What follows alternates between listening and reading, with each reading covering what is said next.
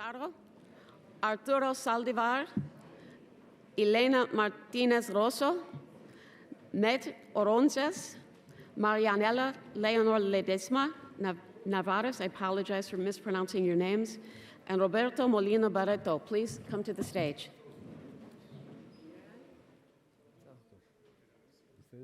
Puerto Rico. ¿Y usted?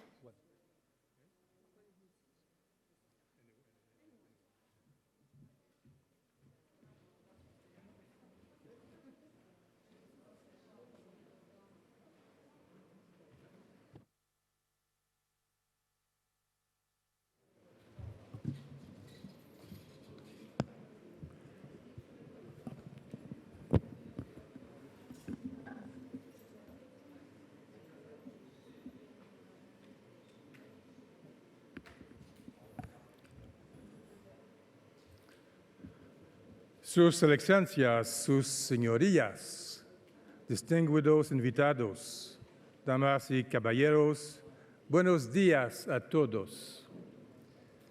Es un verdadero placer tener la oportunidad de dirigirme a ustedes esta mañana en este gran encuentro. Realmente es un honor para mí, como presidente de la Corte Suprema de Canadá, compartir mis reflexiones con ustedes el día de hoy.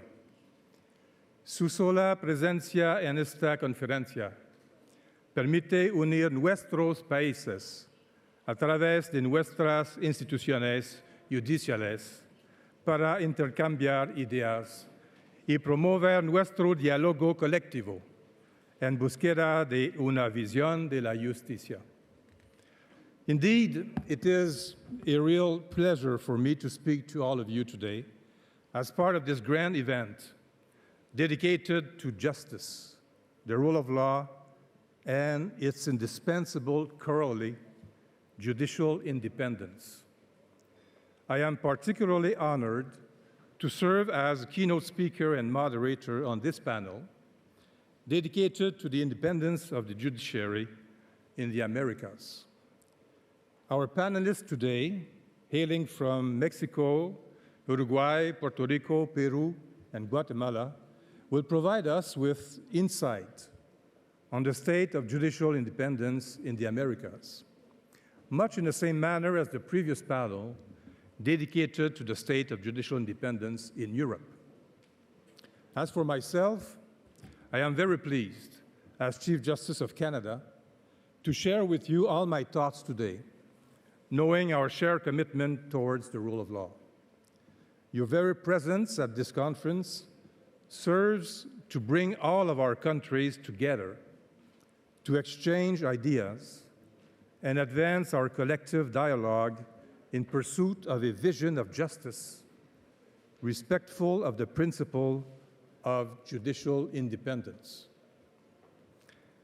Safeguarding judicial independence is a subject to which I have given much consideration and on which I have had much to say.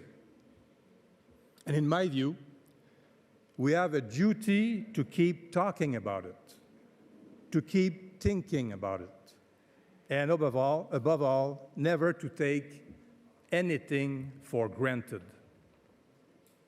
As a result, before getting to the heart of the matter, I would like to express my heartfelt thanks to the organizers of this wonderful initiative, particularly the World Jurist Association, for bringing together, in a spirit of dialogue and cooperation, so many illustrious members of the judiciary, lawyers from around the world, and eminent professors from the academic community, as well as representatives of various NGOs and the media, all of whom believe strongly in the rule of law as a foundation of democracy.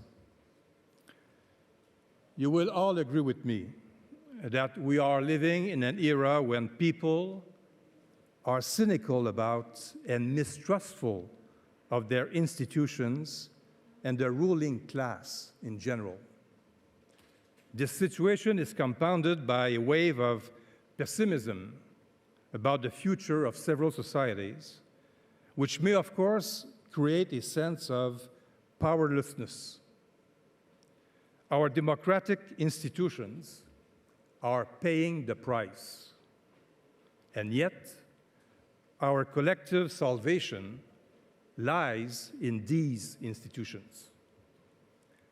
It is more important than ever to make sure our democratic institutions are firmly anchored in the rule of law, which to this day remains the ultimate guarantee of a strong democracy. With regard to the courts more specifically, the impact of their decisions rests essentially on the independence with which they operate. It is no exaggeration to say that judicial independence is the foundation of democracy and the rule of law. In the absence of independent and impartial justice, public confidence in the justice system and its independence is bound to deteriorate. As my illustrious colleagues on this panel know, constitutional courts are the last bastion of the rule of law. In Canada, they are called guardians of the Constitution. As such, they must, in theory, exercise their power free from any undue pressure. The fact is, however, that in practice, such pressure exists to varying degrees. It has three main sources: government actors, the media, and the public. Because by definition, they are often faced with issues that affect the most fundamental aspects of a society's political life, constitutional courts may in fact be subject to various forms of pressure.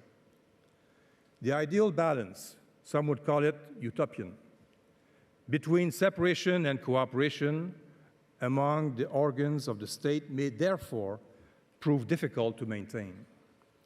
On this point, I would add that public sentiment in favor of the judiciary is related to the legitimacy and independence of the courts. The courts are aware of this, which is why they strive not only to render well-reasoned decisions, but also to make their judgments accessible to the public. In the same spirit, it is important for us as constitutional court judges to think about judicial independence and to be open and honest in discussing what works and what doesn't work in our respective jurisdictions. The survival of our democracy and respect for its fundamental values, including freedom of expression, depend to a large extent on the credibility of the judiciary with litigants and the acceptability of judicial decisions.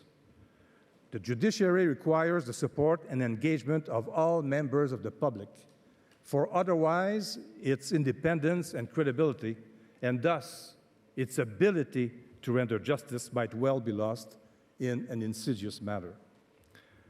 As representatives of the judiciary, we cannot speak about the rule of law without mentioning the impact of the pandemic. People have been laid off, people have lost their jobs, people have gone bankrupt. Families are experiencing food insecurity, and domestic violence has been described as a pandemic within a pandemic. Delivering justice and resolving disputes born of this crisis will certainly create additional pressures for years to come. But it is possible to modernize our justice system, and it would be irresponsible to not seize this opportunity. The costs of not having access to justice are high. Not having access to justice has profound effects on people's lives, erodes trust in our legal system, and reinforces existing inequities. As leaders, we can encourage our community to be proactive and creative, pitch in, and try new things to change our system for the better. By doing so, we will continue toward a more efficient, affordable, and accessible justice system, which in turn safeguards the rule of law. All citizens should be able to see themselves in their justice system. This includes all of our courts. I've said before that judges do not live in ivory towers. We are part of society. We could not do our jobs well if we were not acutely sensitive to what was happening in the world around us, while always remaining independent, impartial, and respectful of the rule of law. Justice requires no less. As I noted from the outset, one of the most important things that we must keep in mind is that the success of our justice system, and indeed the rule of law, depends on public confidence and trust. Confidence in our justice system relies not only on justice being done, but on justice being seen to be done. But the public cannot have full confidence in a system it does not understand. We need to be mindful of this. Making knowledge accessible is essential in preserving public confidence in our institutions. By taking a leadership role in making the law more accessible to the public, legal professionals help demystify the inner workings of the justice system. Let me share with you just a few examples of initiatives that I have undertaken at the Supreme Court of Canada. One of them was what we call the cases in brief. On one page, we will have a summary of our decisions, every decision of the court, which could take 40 pages, 50 pages, but summary on one page, accessible language to tell to the people, to the public, what this decision means. It was a real success. Another initiative was to meet every year with the heads of mission, diplomats in Ottawa, to explain to them the justice system, how the court is working, and ask and answer their questions. Another step is to have a press conference every year. I hold a press conference every year to answer questions. All the media are present on how the court is working. We are transparent. We have nothing to hide. We have a good and very excellent judiciary in Canada, so we have to tell the people what we do, how we do it, and why we do it. And we could do it through the media and social media as well. And we started to hear cases outside of the capital, Ottawa, 2 years ago, and we'll do it every 2 or 3 years again, to allow the people to have a good idea of how the court is working. So to conclude, I would just like to say that each country faces its own set of challenges and dynamics when it comes to the rule of law in general and the independence of the judiciary in particular. But we often share more in common than what sets us apart, just like our shared humanity. I am a strong advocate for judicial exchanges, judicial education, and diplomacy. Being among a rich and diverse group such as this reminds me of the importance of looking at different aspects of an issue that I might not have considered before. Dialogue helps us to learn from one another and understand each other better. This is what I strive for in Canada and with colleagues from all parts of the world. Muchas gracias. Thank you very much for your attention.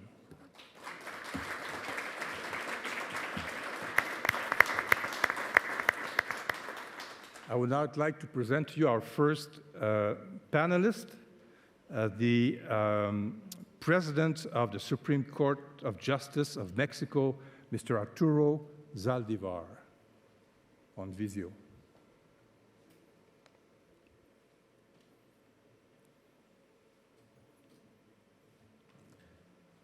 Yes, sir.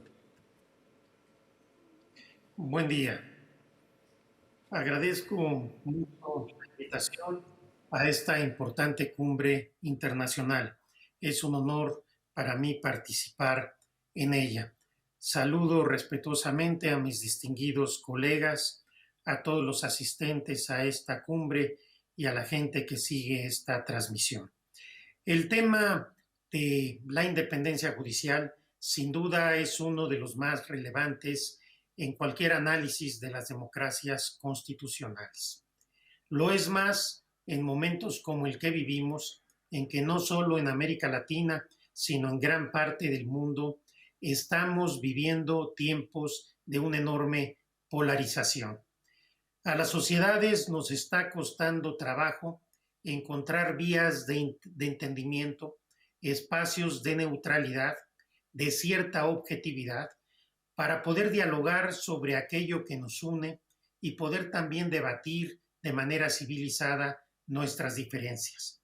Parece que la descalificación del otro y el no escuchar la verdad que no se adecua a la nuestra es lo de hoy.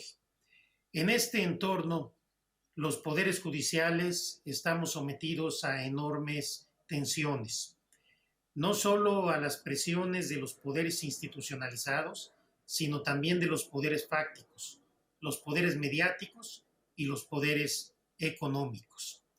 Porque pareciera que la independencia judicial se surte sí y solo si los jueces fallan a favor de las causas de cada uno de los grupos que contienden. Si el Poder Judicial dicta una sentencia favorable a los intereses del gobierno, entonces se dice que ya no hay independencia judicial. Si por el contrario se falla en contra del gobierno, para algunos esto demostrará la independencia y para otros significará que el Poder Judicial está defendiendo el status quo y está ajeno a los intereses del pueblo. La actividad de los jueces no puede juzgarse desde esta perspectiva, no puede analizarse de esta forma. La independencia judicial se mide a través de los argumentos persuasivos de las sentencias, a través de las razones que los sustentan, a través de la forma como los jueces construyen su resolución a efecto de generar convicción en la sociedad. En México estamos viviendo un momento de enorme polarización, como en muchas partes del mundo. Y el Poder Judicial, según algunos críticos, está en un momento de debilidad en cuanto a su independencia. Yo niego categóricamente estas afirmaciones, que pueden ser en ocasiones interesadas y en otras desinformadas. Si nosotros analizamos el trabajo que viene realizando la Suprema Corte mexicana y los jueces federales, que en México son jueces constitucionales, nos damos cuenta de que estamos viviendo una de las etapas de mayor vigor, independencia y autonomía del Poder Judicial.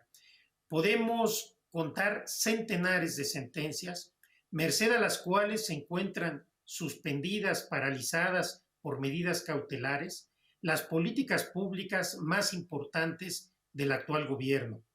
Podemos encontrar también muchas sentencias ya de fondo en la cual los jueces federales han venido defendiendo los derechos fundamentales de las personas, particularmente en la pandemia, derechos de médicos, de enfermeras, de enfermeros, de enfermos para tener acceso a las vacunas, a medicinas, poblaciones para poder tener acceso al agua en situaciones que hay en ciertos poblados de nuestro país muy complicados.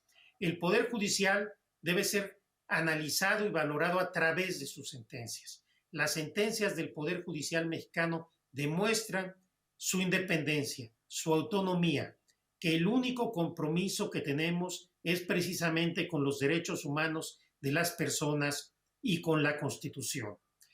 No se le puede dar gusto a todos, mucho menos en un entorno de polarización, pero requerimos pedir a la sociedad, sobre todo a los especialistas, a los abogados, que se analice con cuidado, con objetividad, con serenidad el trabajo que realizamos los jueces, el cual, reitero, solamente debe ser ponderado a través de nuestras sentencias. En ocasiones, las resoluciones de los jueces van a ser favorables a las políticas públicas, a las leyes, a los actos de autoridad de determinado gobierno cuando éste se ajusta a la Constitución. En otras ocasiones, las sentencias del Poder Judicial tendrán que ser un correctivo cuando hay un exceso o una desviación del fin constitucional.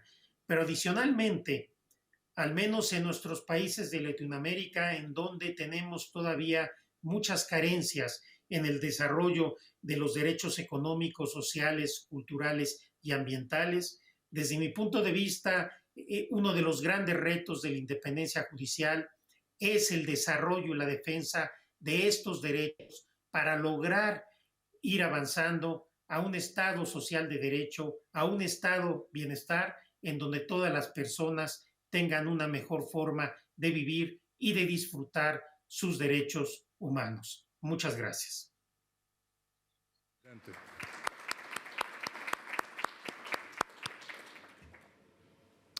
Our second panelist is from the Supreme Court of Uruguay, and I call Ms. Elena Martínez Rosso. Muy buenos días. Lo primero que quiero hacer es agradecer por una invitación a la Suprema Corte de Justicia del Uruguay, a quien represento en este momento. Realmente es un honor haber participado en un congreso de este nivel altísimo y con una organización que yo llamaría perfecta, sobre todo teniendo en cuenta el número de personas que asistieron. Sin independencia no hay justicia, ni Estado de Derecho. La existencia de libertad de expresión, especialmente a través de la forma de la libertad de prensa, y de una justicia independiente, son las premisas más importantes de las que depende la calidad democrática de un país. Son varias las causas que pueden afectar la independencia o que pueden amenazar la independencia judicial, y de la mayoría ya han hablado antes que yo otros panelistas. Pero me voy a referir a unas causas internas o endógenas propias del Poder Judicial, de cómo está diseñado, organizado, y especialmente de la carrera judicial. Hay causas normativas que pueden amenazar la independencia del Poder Judicial. Puede haber deficiencias en el diseño de la estructura del Poder Judicial, y yo destacaría una que a su vez es una fortaleza en mi país, una fortaleza para la independencia, que es la no injerencia del Poder Ejecutivo en la designación de las altas jerarquías del Poder Judicial. Eso en mi país sería visto como una forma bastante clara de politización. Entonces, en nuestro sistema, la Suprema Corte de Justicia tiene una designación a través del Poder Legislativo, pero el Poder Ejecutivo no aparece en lo más mínimo. En segundo lugar, hay causas provenientes de la falta de una dotación de fondos adecuados y sostenibles al Poder Judicial, incluyendo salarios adecuados, sin los cuales se abre camino la venalidad. El salario es una garantía de independencia. En tercer lugar, hay causas provenientes del diseño de la carrera judicial, que a mi juicio debe contemplar por lo menos lo siguiente: un sistema adecuado de selección de magistrados, un sistema de ascensos que se base en criterios objetivos, un sistema de asignación de cargos o puestos desde el punto de vista de la organización territorial que también sea clara y precisa, un sistema de responsabilidad disciplinaria de los jueces que esté regulado por ley y que tenga un régimen de recursos a través del cual los jueces puedan ejercer adecuadamente y acabadamente su derecho de defensa. Y un sistema de ceses que esté regulado con claridad también y mucha precisión por la Constitución y por la ley. Estos son, para mí, los pilares del asunto. Si falla uno de esos pilares, fallan todos los demás, o por lo menos el sistema no funcionaría adecuadamente. Y todos ellos hacen a la independencia judicial. Hay un cuarto factor, que es el gobierno del Poder Judicial y el tema de que los jueces sean evaluados por sus superiores procesales. Eso en muchos casos es visto como un ataque a su independencia. Pero si se lo combina con algún otro criterio, como por ejemplo sucede en mi país, donde hay una comisión asesora de la Suprema Corte de Justicia para los ascensos de los jueces, y esa comisión está integrada por el Colegio de Abogados del Uruguay, que juega un papel fundamental en la evaluación de los jueces, entonces no es ya la mera evaluación técnica de la calidad de los conocimientos jurídicos de los jueces, sino también esas cosas que solo los abogados pueden percibir y que no se puede ver al tener un recurso de apelación, un expediente delante, porque no aparecen esas causas que hacen a la esencia de un buen juez. Por ejemplo, los abogados nos hablan, en esa comisión que yo integré hasta hace poco, de cómo se comportan los jueces, las actitudes de los jueces, si son laboriosos, si son puntuales, si tratan bien y con respeto a las partes, si son humildes o tienen excesos de autoridad y no toleran demasiado las sugerencias de las partes o los pedidos de las partes, si hay desbordes de autoridad, cosa que es bastante frecuente en un proceso oral por audiencias. Entonces, todas esas consideraciones que hacen al perfil de un buen juez, solo los abogados las traen. Y entonces se compensa un poco aquello de que solo son evaluados a través de sus superiores procesales. Hay también otros integrantes de esa comisión, la Asociación de Magistrados del Uruguay, que tiene un interés muy importante en el asunto, es la única que hay gremialmente hablando, y también la Facultad de Derecho. Pero esos dos juegan un papel secundario en esta comisión y tienen más bien un papel de control de ver cómo se llega al resultado final, cómo se elaboran las famosas listas de ascensos.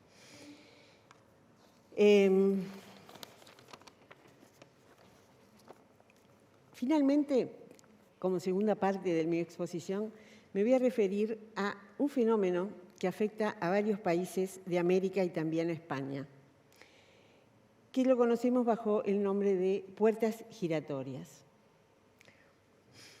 Integra la Comisión Iberoamericana de Ética Judicial, que fue creada dentro de la órbita de la Cumbre Judicial Iberoamericana, de la que soy secretaria permanente hasta que haya nuevas elecciones, cosa que no se pudo hacer por la pandemia, porque si no, hace rato que tendríamos que tener otra secretaría permanente. Pero dentro de la Cumbre Judicial Americana funciona esa Comisión de Ética Judicial. Y los dos últimos dictámenes me parecen totalmente vinculados al tema de independencia judicial. Son el 14 y el 15, lo pueden consultar los dos en la página de la Comisión de Ética Iberoamericana. El 14º es el relativo a las inadecuadas relaciones que pueden presentarse entre la justicia y la política, o entre aquella y el ejercicio independiente de la profesión de abogado. Ese fenómeno llamado puertas giratorias lo define así este dictamen. Como puertas giratorias se conoce el fenómeno por el cual se produce una circulación sin obstáculos entre los altos cargos de los sectores público y privado, así como entre la política y la justicia. Estos movimientos se producen en varios sentidos. Pueden darse desde las instituciones públicas a las empresas privadas y viceversa, o desde la judicatura al ejercicio independiente de la abogacía y viceversa, o desde el Congreso y el Gobierno Nacional hacia las altas cortes de justicia y viceversa. También puede hablarse de puertas giratorias al interior del mismo Poder Judicial, en aquellos países donde existen varias cortes del máximo nivel, cuando se pasa de una a otra sin que medie concurso de méritos, por efecto del cruce de favores entre altos magistrados, práctica conocida como el yo te elijo, tú me eliges. Y dentro de las conclusiones respecto a este fenómeno, destaco: las puertas giratorias en la Administración de Justicia no deben ser vistas como fenómenos aislados, sino como producto de fallas estructurales en la arquitectura constitucional que posibilitan su existencia. En mi país hay una norma que evita todo esto porque lo dice con toda claridad el 251 de nuestra Constitución, que no se pueden reservar los cargos. que si alguien desea salir del Poder Judicial hacia un estudio jurídico o hacia cualquier otra función pública, pierde su lugar dentro del Poder Judicial. Eso no siempre está así de claramente resuelto. Asimismo, dice esta comisión al final, por eso, sin desconocer que la adecuada formación ética de los jueces es el mejor seguro para que no sucedan ese tipo de transiciones nocivas para la integridad judicial, dado que no es posible garantizar ese alto estándar ético en todos quienes aspiran ser o ya son servidores de la justicia, lo más aconsejable es que desde la propia normatividad jurídica se pongan límites razonables. Creo que ya estoy, ¿no? ¿Tengo así? Un poco. Bueno, entonces voy a dedicarme al otro fenómeno, que es una consulta que llegó a la Comisión de Ética en el siguiente sentido. Había habido varias reuniones sociales entre jueces de altas jerarquías, de Supremas Cortes, de provinciales, con integrantes del gobierno de turno. No voy a dar más detalles porque si no identifican a todas las personas y a todos los involucrados. Pero el tema era si eso, el hecho de haber tenido varias reuniones sociales con gobernantes, impediría que entendieran en las causas que los involucran. Y sobre eso es que se dictaminó en ese dictamen, que es el número 15, que efectivamente se advierte sobre la imagen de confusión y hasta de sospechas que tales encuentros, que excedían los que institucionalmente corresponde tener entre las distintas autoridades de un país, crean en un observador razonable, reiterando que el ejercicio del Poder Judicial se basa en la confianza que tienen los ciudadanos en sus jueces y que las referidas conductas pueden socavar esa confianza, tanto en su independencia como en su imparcialidad. Okay. Más allá de la independencia que anida en el alma de cada juez y que es esencial, los jueces deben cuidar la apariencia de su independencia. Thank you. Muchas gracias. No, Thank you very much. Your time is up.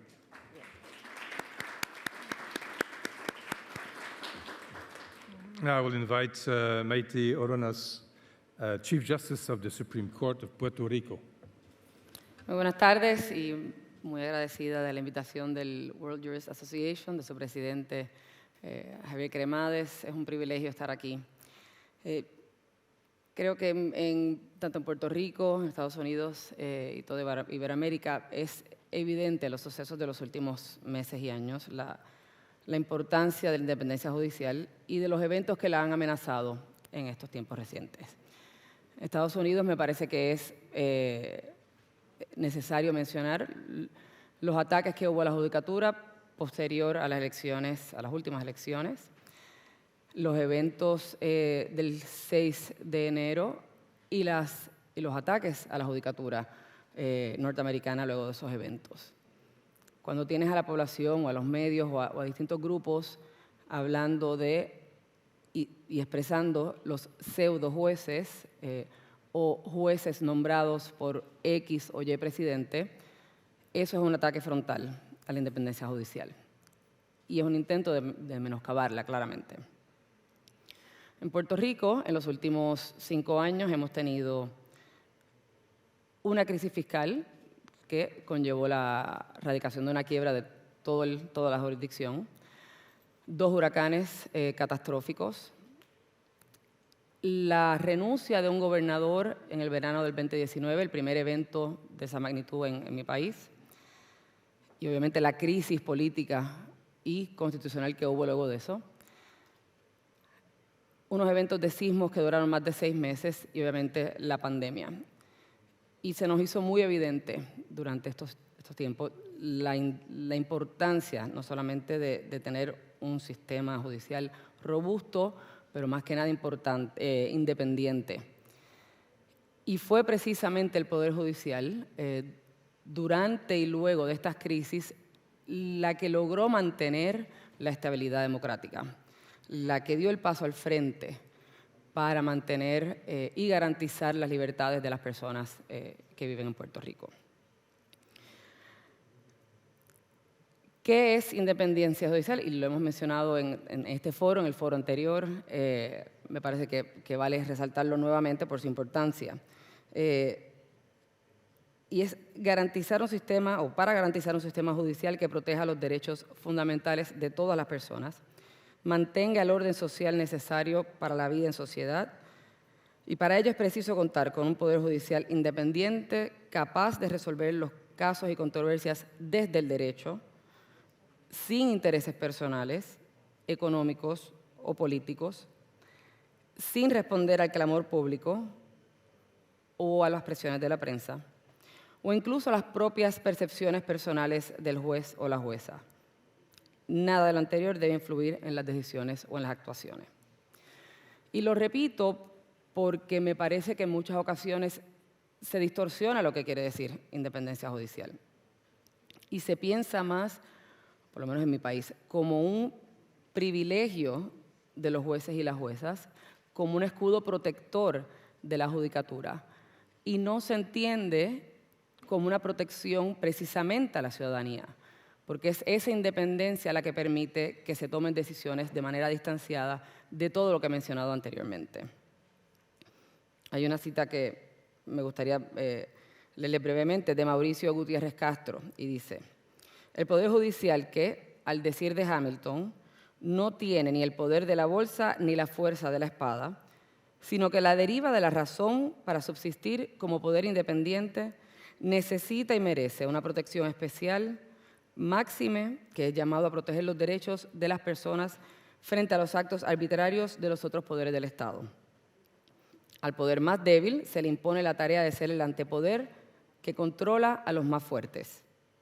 Por todo lo anterior, la independencia judicial y funcional del Poder Judicial en sí mismo, como la del juez o la jueza, es decir, la persona de carne y hueso que administra justicia en el caso concreto, adquiere un significado especial en el derecho, ya que protegerlas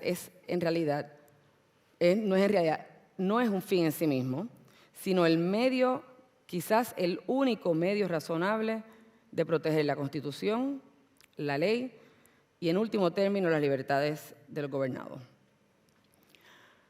Yo sé que el tiempo es limitado, así que creo que todos nosotros estamos de acuerdo de qué es la independencia judicial, cuál es su importancia, que no hay un Estado de Derecho sin independencia judicial, que la misma subsistencia de la democracia depende de la independencia judicial.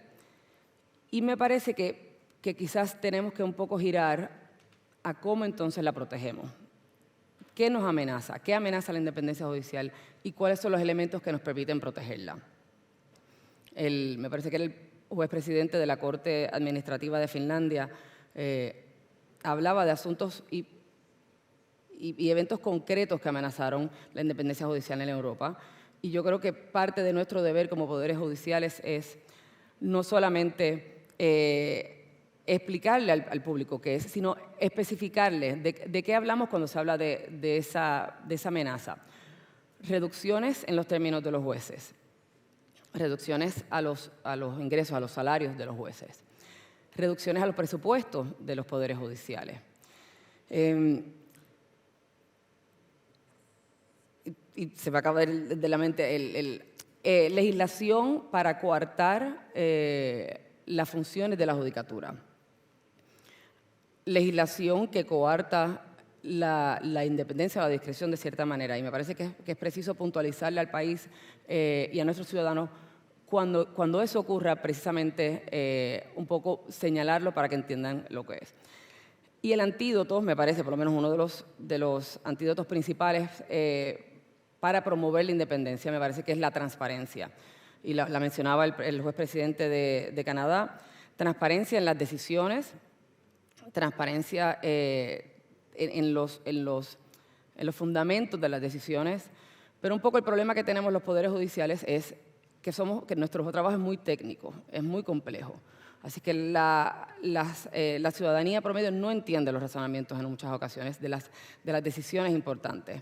Y creo que nos corresponde a nosotros no solamente explicar las decisiones, y por último, que me están haciendo señas de que debo ya concluir, creo que tenemos que atacar de manera frontal los intentos de desinformación, tanto los que se llevan a cabo por desconocimiento como los que se llevan a cabo precisamente para desestabilizar la democracia.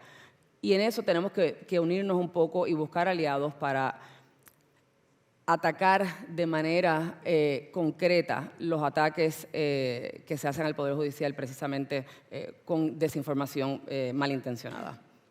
Muchas gracias. Muchas gracias.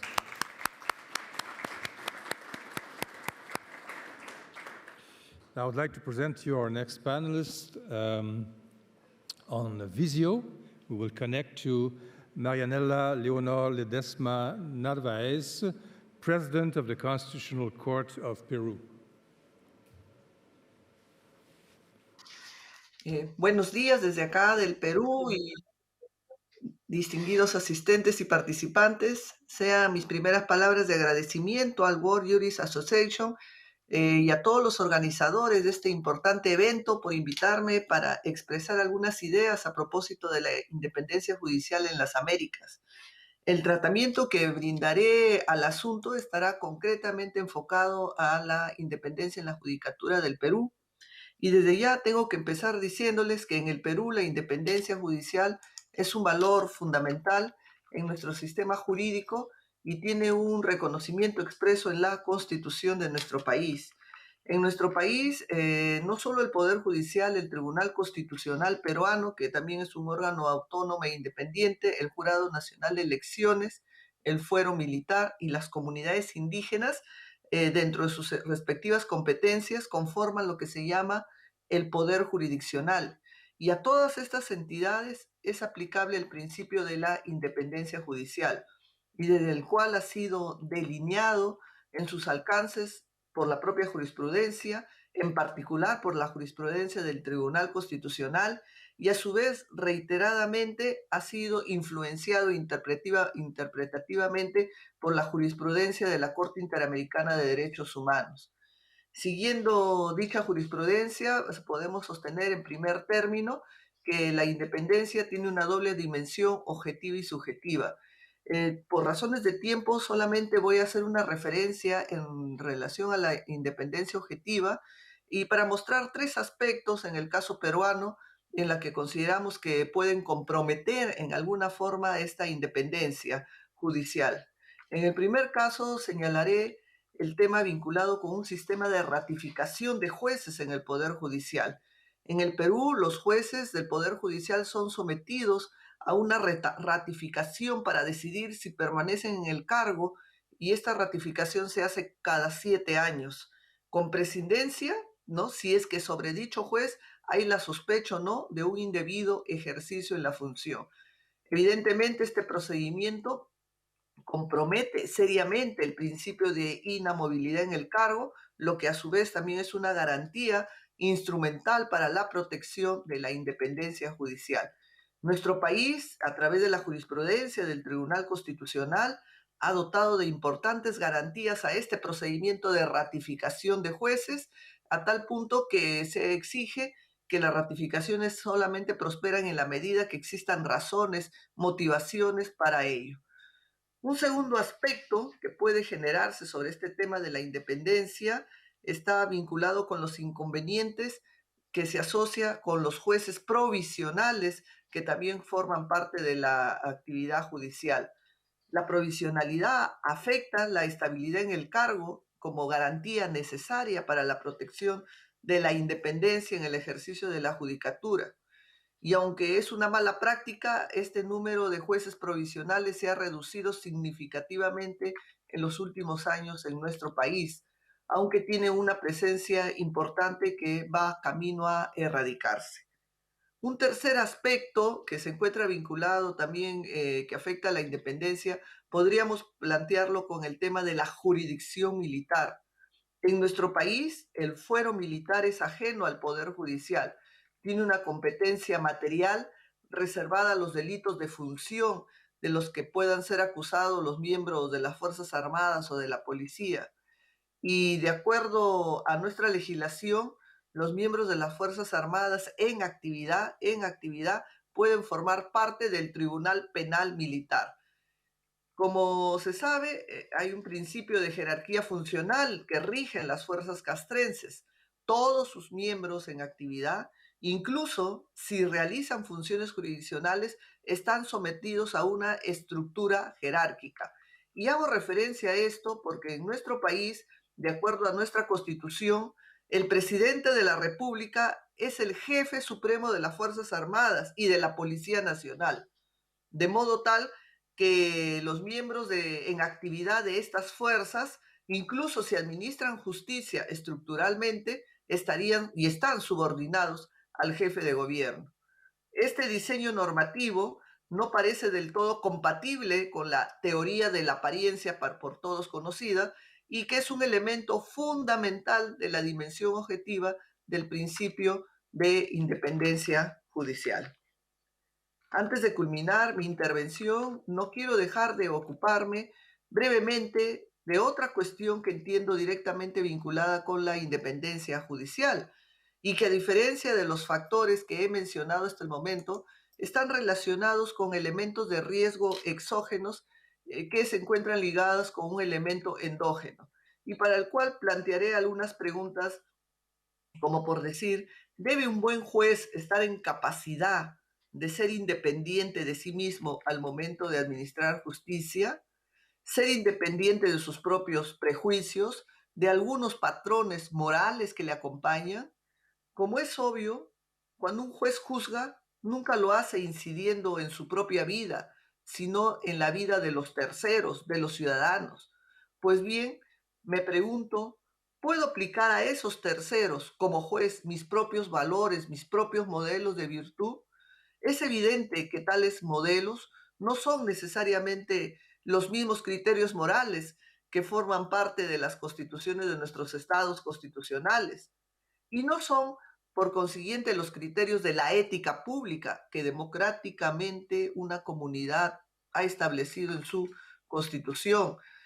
Al momento de administrar justicia, un juez debe saber distinguir entre su ética privada y la ética pública contenida en la constitución de su estado y comprender que el parámetro de juicio que debe utilizar cuando decide la vida de los terceros es el segundo y no el primero. Esto es, la ética pública contenida en la Constitución de su Estado y del Estado. Y si no lo hace, y si no logra ese nivel de independencia frente a sí mismo, entonces tratará a las partes como objeto de sus creencias, como objeto de sus valores, y no como sujetos del derecho. Y en ese instante, paradójicamente, estará violando el valor más importante de nuestra ética pública, es decir, la defensa de la dignidad humana. Cierto es que alcanzar ese nivel de independencia, incluso para el juez deontológicamente más apto, seguramente es algo muy difícil de lograr del todo, pero no tengo duda que es cuando menos un ideal regulativo que debe presidir el ejercicio funcional de todo juez. En fin, en el caso peruano, de la mano con la consolidación de la democracia y del Estado de Derecho, se ha venido y se viene avanzando en estos últimos años en materia de institucionalización del principio de independencia judicial. Sin embargo, como he mencionado, hay muchos retos pendientes que progresivamente deben ser abordados para hacer de este principio medular del Estado constitucional un valor plenamente efectivo. Culmino mi intervención renovando mi agradecimiento a los organizadores por haberme permitido participar en este importante evento y nuevamente un saludo afectuoso desde el Perú. Muchas gracias. Muchas gracias.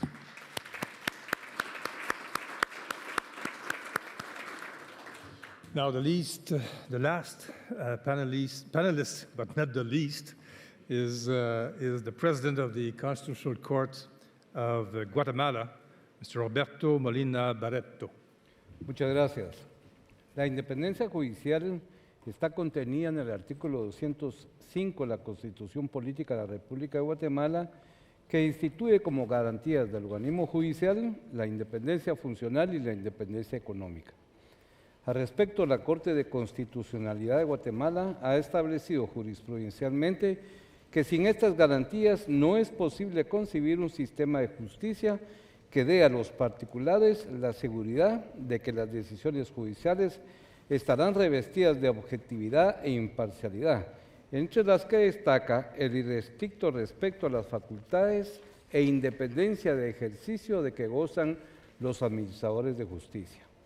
La independencia judicial ha sido entendida por este tribunal no solo como una forma de garantizar el acceso de los particulares a la justicia, sino además como una de las necesidades que surgen del papel trascendente que tienen los órganos jurisdiccionales en la protección de los principios y derechos fundamentales en sociedades democráticas.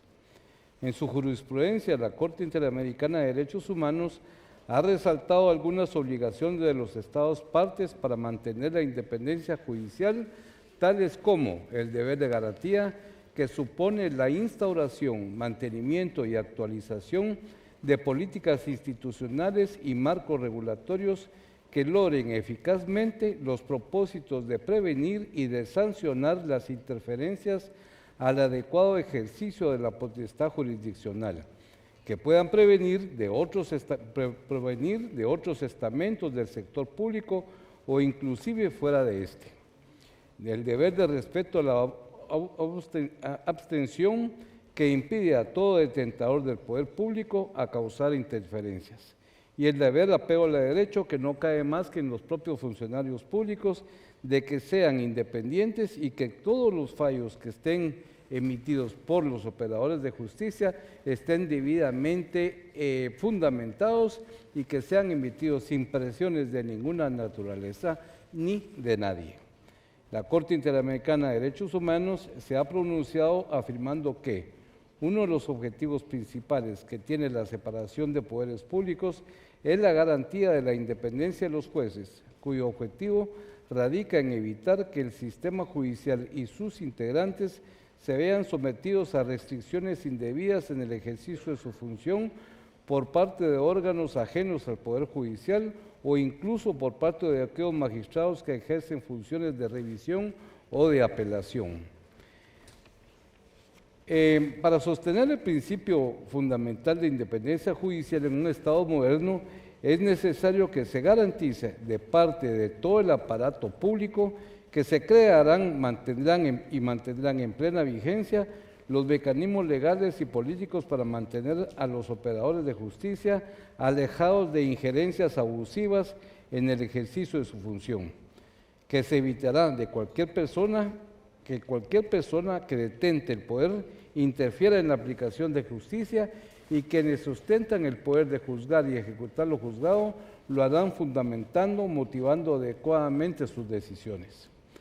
Sin una judicatura independiente es imposible concebir la República y el Estado constitucional de derecho, por cuanto uno de sus pilares fundamentales lo constituye la separación de poderes.